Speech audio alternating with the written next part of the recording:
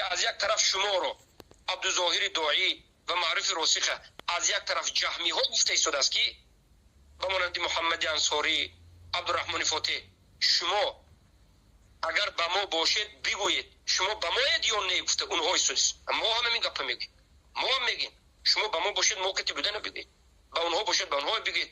شما این راهی که حاضر هستید، این راهی که حاضر دارید در حقیقت مذبذب هستید. حاضر راهی که دارید این راهی مذبذبی است. هم عبدالظاهر داعی هم معروف راسخ همین در بین هستند، نه در جانب جمعی ها نه در جانب اهل سنت در جماعت. به همین راه میخواهند که اینها یک منهجی گویا که به آدابانه یک منهجی وسط به وجود دارند. این منهج وسط هم نیست، به آدابانه هم نیست، این از قرآن و سنت نیست. شما یا حق میگید یا باطل میگید، دیگر راه نیست. این در این راه یا مشرک است یا مسلمان است.